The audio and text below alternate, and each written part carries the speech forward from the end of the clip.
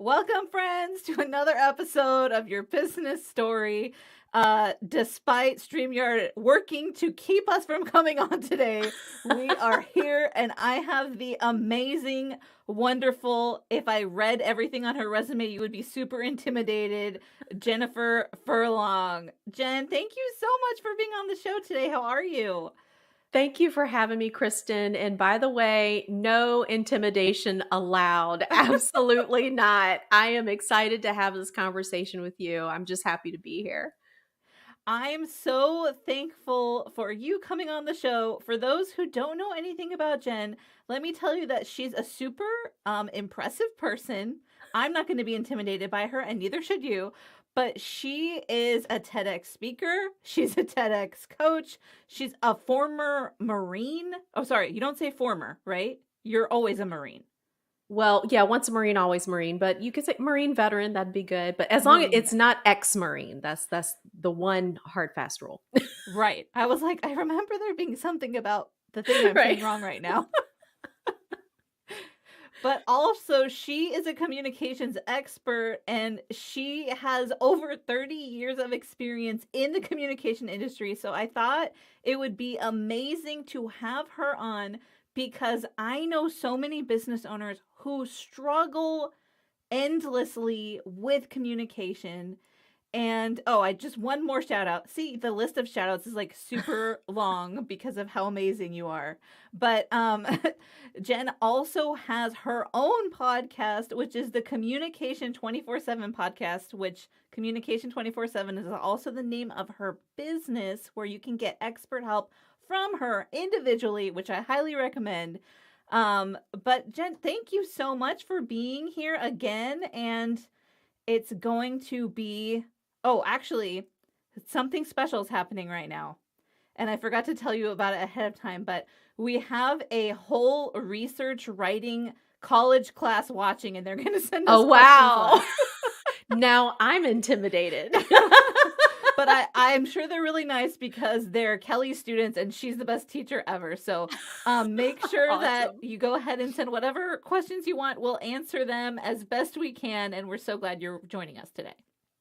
Oh, and I just want to mention, I taught communication and public speaking courses for 18 years at the college level. And one of those classes, communication classes, was communication research. So students, be on your A game. Send me some good questions. Oh, okay. She's raised the ante. So, try to stump her if you can. Okay, so I have my questions here, and as we go, I know you're going to fill in amazing information to help the people who are listening, but let's go ahead and dive into question number 1. Are you ready? Okay, I'm ready. I hope I can do it justice, so let's see. Let's go. Okay, you're amazing. First of all, Jen did not just qualify what she said, because she's amazing, all right? So moving forward. So what is the most important problem that you solve for your client, and who is your client? My passion is I love working with organizations to help them solve their most challenging communication issues. And of course, that means that I work with the most important asset, the workforce. So the employees, the employees I most like to work with are new managers, because what will happen is you are this amazing employee, right? You put in all of this time and effort and you develop all the skills and you get this wonderful promotion. Yay, congratulations. Now you're in charge of people. And unfortunately, all of those skills that you spent time developing do not have anything to do with relationship development, management, learning how to solve conflict effectively, how to adapt your communication style effectively, how to give feedback, effectively, team building, all of those things. So those are the types of problems that I solve within the organization, just helping them create a culture of healthy communication, a healthy communication climate, and so that teams can work together most effectively. Wow. Yeah, that's a lot of good stuff built in there. Actually, my husband, he works for PepsiCo, which we love Pepsi, but they're having a similar problem where they were talking to him about how not everyone can do what he does as far as like respecting other people, Yeah. communicating in a healthy way. And he's Hmm. not interested in a management position because it's salary instead of hourly. Yeah. So, Giving up something, right? right, right. You're like, okay, which thing do I Yeah. want the flexibility and the money, or do I want the leadership opportunity and, Yeah. all of the different things that come along with that? Yep, yep. It's a whole host of responsibilities. And unfortunately, that's what many managers, when they get into that position for the first time, it's a realization that hits you really hard at the very beginning. And I really think it's the organization's responsibility to make sure that anyone that they're going to promote into these types of positions, they need to make sure that they are setting them up for success. And Right. so make sure that they get the skills, allow them the opportunity to develop those skills so that they can be as successful as possible. Right. Like you said, it's management is a completely different skill set because Hmm. you have to create a new zone of genius. Do you think that's fair Hmm. to say? Yeah. Well, I hesitate to use the word genius. Okay. Tell me what Yeah, you like instead. we're all a work in progress every day, and communication skills, it's no different. So if you feel as if you need to continue to work on those skills, congratulations, you're human. We all do. Even the quote experts will tell you we're always learning, we're always growing, we're always, exploring different situations, because the human animal is a very complex one. And so, communication skills, you will find what works for one relationship may not necessarily work for another relationship. What works in one situation may not work in a different, situation. So, I think when you go into it and having a healthy amount of understanding that there's so much we don't know, Mm. but be okay with trying things out, and understand, and give yourself permission to be human, just Right. as you should give everyone else permission to be human. And so, it's this complicated puzzle that we're all trying to figure out together. And so, yeah, there's no genius attached to that. It's perseverance more than anything. Okay, I Yeah, love that. yeah. We actually did get a question from the lovely students, Cool. and because I feel like it ties in with our next question, I'm gonna preface with my question and then show you their question. So, Okay. what is the biggest pain point your client is in right now, and what do they think? Right, because we know when we work with people, they think if they just do this one thing, they'll solve it. But we know that actually it's 4 steps before that, probably. Yeah. Yeah. So, what do they think they need to solve it? And this question ties in so nicely, which Hmm. they said, we'd love to hear more about feedback, especially when the employee's behavior or work product isn't up to par. And I feel like this is part of Ah. it. Yeah, yeah. And that actually does tie in quite nicely into the biggest pain point, I think, for most of my clients. Unfortunately, by the time I get called in, there are already some issues that are Hmm. happening. And Right. so what I recommend is you have to back up, and you have to remember that we are dealing with human beings here. And so there are a lot of questions that you need to ask in order to arrive at the correct answer. Hmm. I hesitate blaming everything on employees, because I do wholeheartedly believe that it's the leader's responsibility to make sure that expectations are clear, Right. that they understand how to listen well, how to listen effectively, because you can listen using the wrong listening style. That's true. Um, yeah, and that they understand how to communicate with clarity. Specificity is so incredibly important, and that you can be honest, in your communication with your employees without being cruel. Yeah. And so we have to kind of back up, and because what will happen is we'll have an employee who seems like they're a difficult employee, Right. And they, let's say you're in a meeting and they either cross their arms and they're not interacting at all, but you see it's written on their face and their body language. They have just completely disengaged, but they obviously have some negative opinions about whatever's being said. Or you might have an employee who does the opposite thing and they're just all in it. They're interrupting, they're being very aggressive, even combative. Hmm. And so when you think, how acknowledged does that employee feel, when there are decisions being made, when there are instructions being laid out, how involved are your employees in that process? And how comfortable are you involving your employees in that process? Because every single one of us wants to feel acknowledged. Hmm. We want to feel valued. Who doesn't want to feel like in the workplace that their opinion matters, that they feel like management trusts them, and wants to hear their opinion. It doesn't mean that they're going to go with your opinion all the time, but who doesn't want to feel that? And Right. so we communicate that frustration. If we feel that we're not acknowledged, if we feel that we are not valued, if we feel that our opinion about anything, it just does not matter, that we don't matter in the workplace, we express that frustration in different ways. And so then that's when you get the arms crossed or, the interruptions. So Yeah. I always go back to the leadership, go back to the manager, and then have a conversation with them about their management style and what is it that they are doing that is creating a healthy communication environment. I love And that. oftentimes, yeah, that's really the pain point, right there.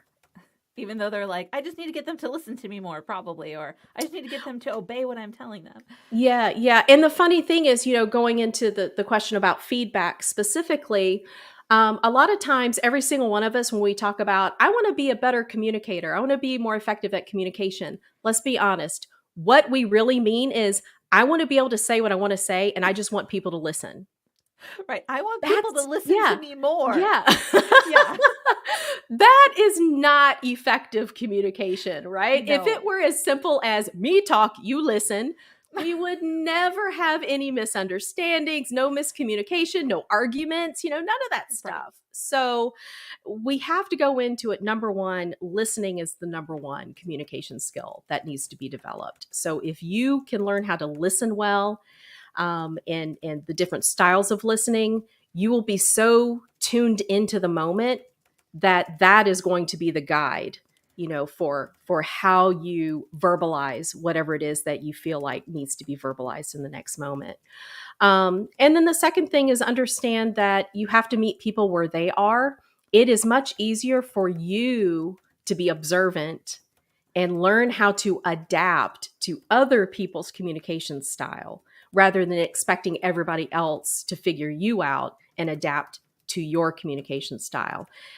If you go through life expecting everybody else to adapt to you, you are going to be miserable. I guarantee it, for the rest of your life. Yeah. But if you can learn how to adapt your style to others by paying attention, and learning about those different styles, you will be more successful when you do communicate with them. If you do want to persuade them, or you want to influence them in some way, or you just want to find out, just have a conversation with them, you will be more successful in that communication.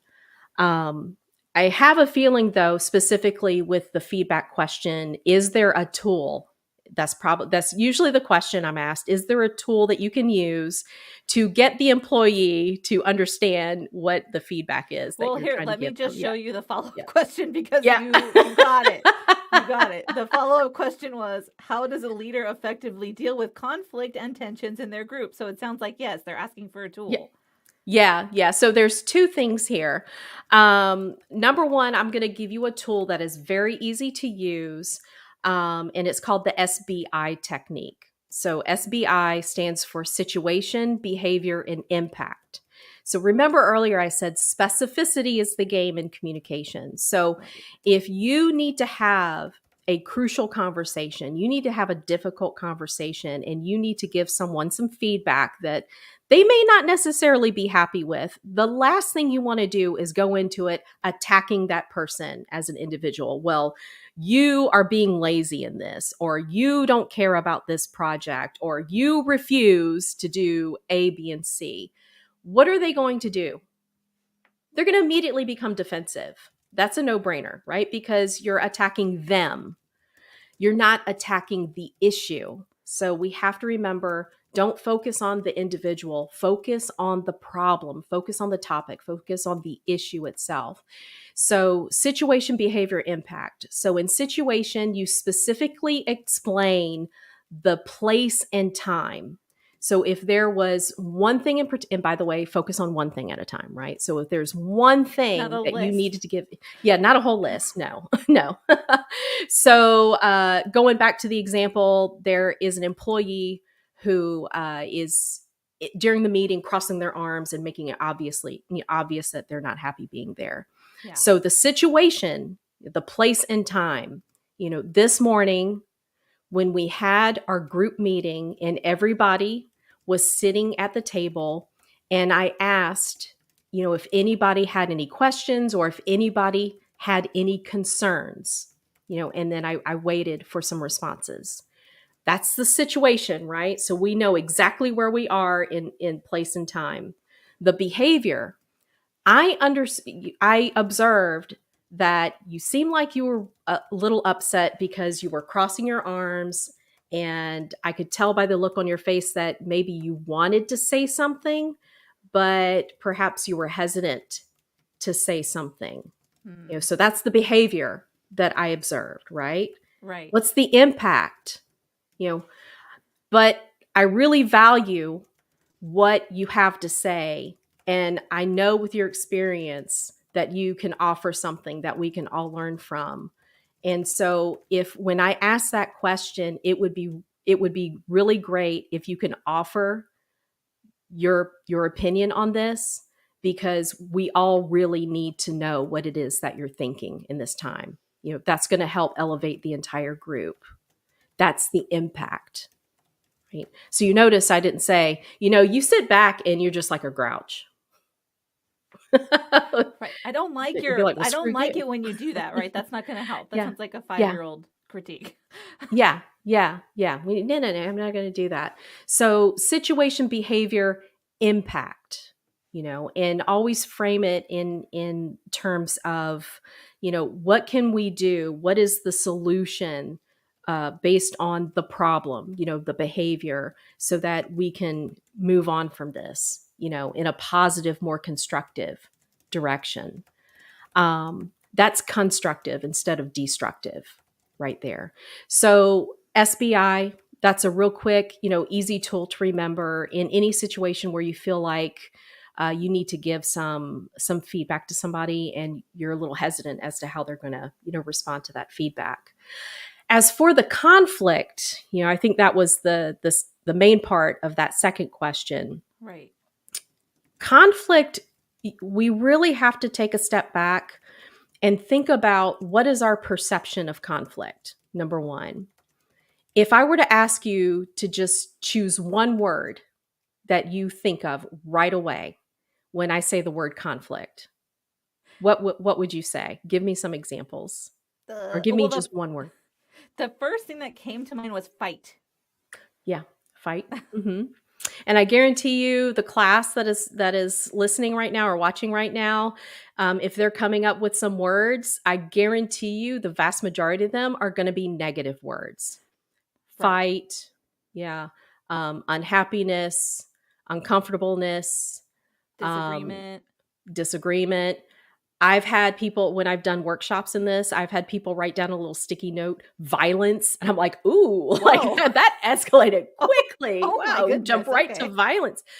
Out of all the workshops, I've only had a handful of people actually write down a positive word, in connection to conflict. So we really do need to change our mindset. Look, people are people.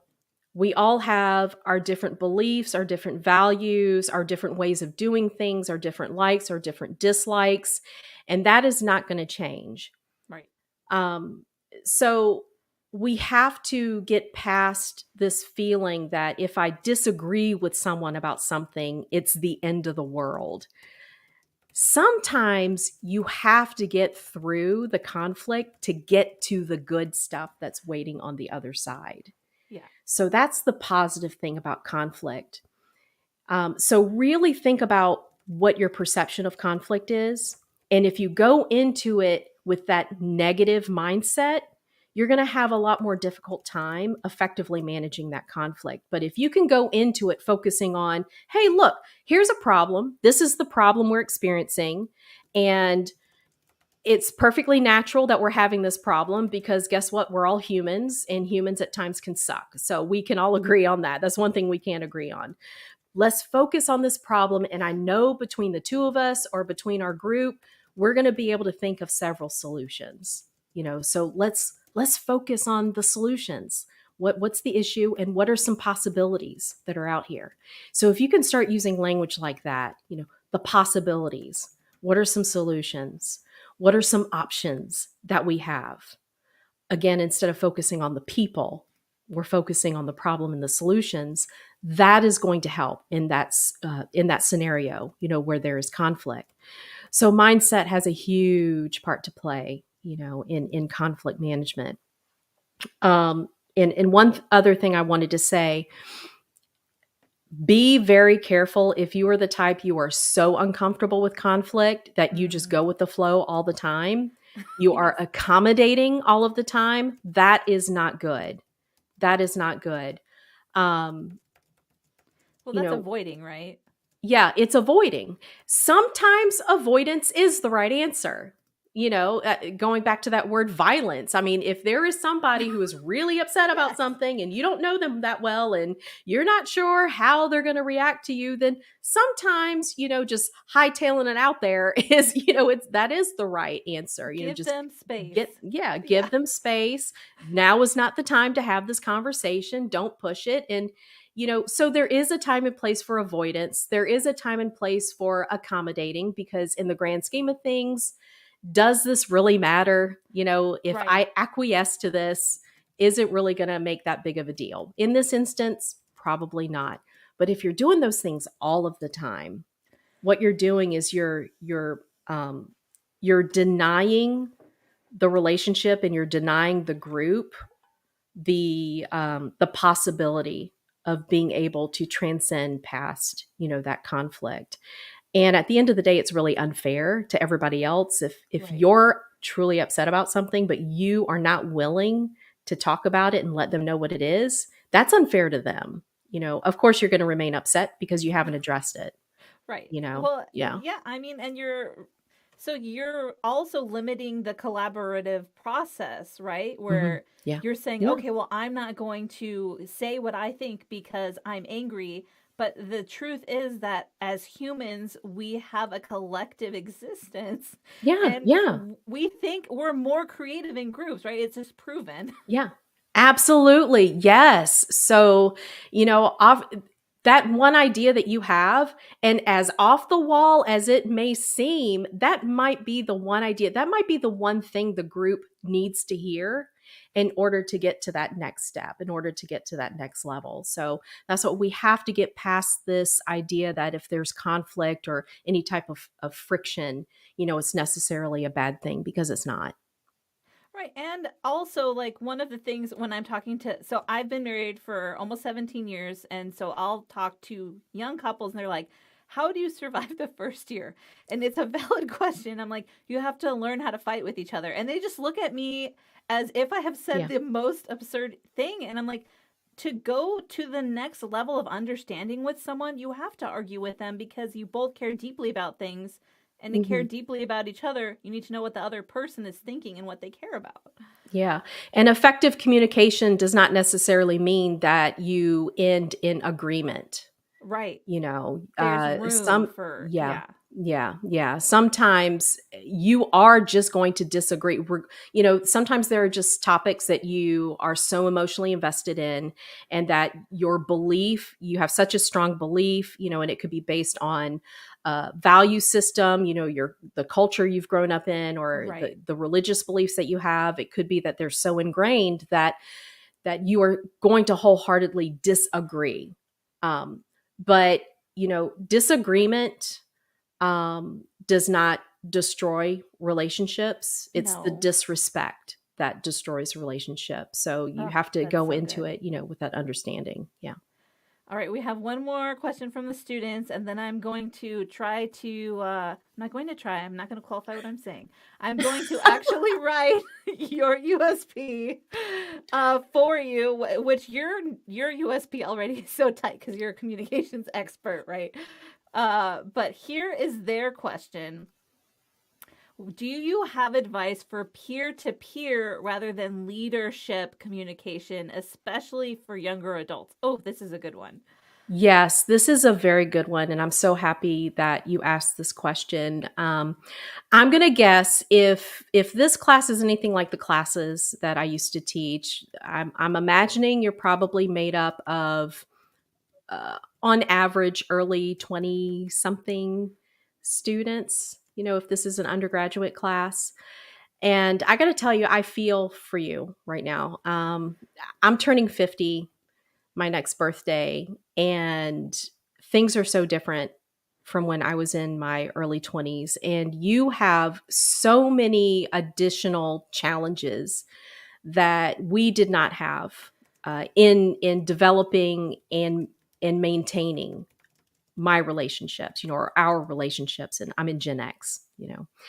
And so I, one of the questions I asked, I was teaching a human communication class one time, and I asked my students, how often do you just get away from everything? You turn off the phone, you turn off the TV, you don't listen to any podcasts, you don't, it's just quiet, and you're sitting there with your thoughts. So you can just really think about just whatever it is that you feel like you need to think about. Not even maybe two, out of the entire class raise their hands. So I think in order for you to be more effective communicators, I really do encourage you to really think about what you value, what your belief systems are. And when you have conversations with others, are you surrounding yourself with people who are willing to listen to different ideas, who are willing to engage, in exploring different ideas? Do you feel like you are supported? Do you lift each other up? Or are you surrounding yourself with individuals who want to limit, what you feel that you Mm. can say? That you really do have to be mindful of that. I can tell you, nothing will make you feel worse in this life if you feel unacknowledged and you feel that you're unable to say what you really think and feel, to your friends, to your peers. Um, that requires you to peel back the layers, though, and that's not always fun to do. No. But it's a necessary process. So get away from the Instagram. I know Insta is fun, but get away from the Instagram, get away from the social media, get away from, the interwebs, and all of that outside noise. Right. Really think about what it is, what is your purpose? What is your goal? What makes you happy? And then surround yourself with people who will help elevate you, who will help you achieve those goals. They will be your cheerleader, and sometimes that means doing a difficult task and letting some people go, you know. Oh, yeah. Yeah, Setting those that's the hardest boundaries. lesson as a young person. I think Right. that's one of the hardest lessons as a young person, to understand that you are allowed to pivot. You are allowed to pivot. Yes. You are allowed to grow. And if You can somebody change your says you've mind. changed, yeah, if somebody says you've changed, good. That means you are learning, you are growing, Yes. you are developing, and it's not your fault that they have stayed the same, that they are not learning, developing, and growing.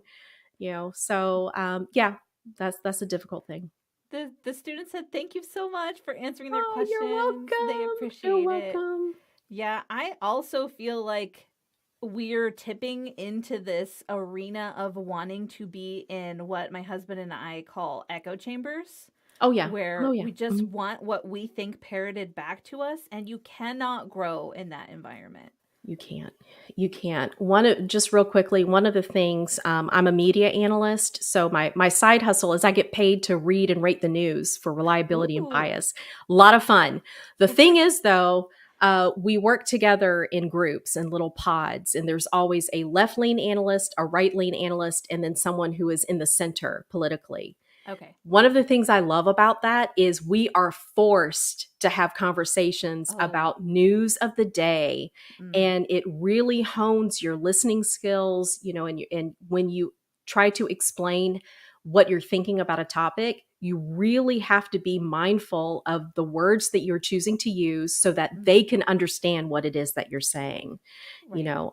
The message you send may not necessarily be the message received. If you don't get anything else out of this, that's the number one lesson. So being mindful of how that message is, and the language and the words, and all of that goes into the communication process. It really helps to surround yourself with people who may not necessarily agree with you on certain things, and that's great. Yes. That's great. It makes for Hmm. such a richer life. And I don't Hmm. mean money Yeah. richer, but that's also a Yeah. good segue to ask you, Jen, do you want to talk for a minute or two about your new book? Yeah, absolutely. Yeah. So my new book is called Cracking the Rich Code. I'm a co-author with several other authors from around the world. And in my particular chapter, I talk about self-empowerment. Ooh. When I first decided to join the Marine Corps, everybody thought I had lost my mind, and not one person thought it was a good idea. Not one Wow. person, Wow. supported me. Not one person had a positive thing to say, including my own recruiter. He had never put a woman in the Marine Corps before. And What? so, yeah, and so he was really hesitant to start with me. So I talk about that experience, the difficulty, the challenge of being the first woman, in that space, the challenges of having to assert yourself, when no one else believes in you. Yeah. But how sweet it is when you stick to the plan and you say, screw it. This is what I really want. I know you may not think I can do this, but I know I can do this. And you do it, Yeah. So I talk about that experience and some of the lessons learned attached to that. That's amazing. I can't wait. I'm getting mine soon. I'm pretty Yes. excited. I got the notification. I was like, oh, I can't wait. Yes. Yay. All right. Are you ready for your unique selling proposition, which is just like I say it's the one big sentence you need. This is definitely like a run-on sentence, but Yeah. you can split it up if you want. Are we ready? Awesome. I'm ready. Okay. It's like covering up our faces. That's how long it is. Yeah. Yeah. So it says, I help people understand how to communicate by taking a few steps back so they can understand how to speak, interact, and lead effectively to get results based on the fact that we're all human and we're all learning to listen and speak to each other better. And when we listen to understand and validate others, we're much more likely to succeed. Nice. Yes. Yeah. You got all of that. That's me. That's me in a nutshell right there. So Nicely that's yours done. to do with whatever you That's a want. testament to your listening skills right there. I actually teach people if they want to be successful business owners because they come to me for messaging advice, right? I'm like, actually, Mhm. the first thing you need to learn to do is listen. And they look Yes. at me. They're like, what? Yes. Yep. Yep. High It's five. such an important skill. It is such an important skill. Number one, learn how to listen. That's right. Okay. Well, Jen, let's say that one of the listeners wants to connect with you because they want coaching or they want you to come work with their business. What's the best way for them to reach out? The best way to reach me is through my website, www.communication247.com. And it's all spelled out, no numbers. And I'm also very active on LinkedIn. So if There it you is are on right LinkedIn, there. yeah, you can DM me and I will get back with you. And the website is also, if anybody's interested, you want to buy that book, go ahead and buy the book. And Yes, I'll do sign it. it for you. Oh, yes, do it so we can all read it together because I'm definitely going to be reading it. Yeah. And for those who are on the chat, both of those links were dropped in there. So you can either go to her website, you can go to her LinkedIn. And for those who are listening on replay, I will have all of this in the show notes. Don't you worry. Jen, thank you so much for coming on today. It was an honor to have you. What's one little last nugget of wisdom that you could impart to the listeners about communicating successfully? I think it's really important. Give yourself permission to be human. We all make mistakes, and that's life. The most important thing is to be willing to be vulnerable, own up to those mistakes, learn from those mistakes, and be willing to share those lessons learned with the world. Because the best way to pick yourself up is through trying to lift others up. Oh, I So love that's that. my advice. Yeah. Ooh, so good. All right. Thanks for listening. Thank you, Jen, for being here. Thank you to our students who tuned in and asked such insightful questions. We love that you did that and we appreciate you. And I will be back again with another amazing business owner to share their business story. And remember, your business story matters. Talk soon, friends. Bye.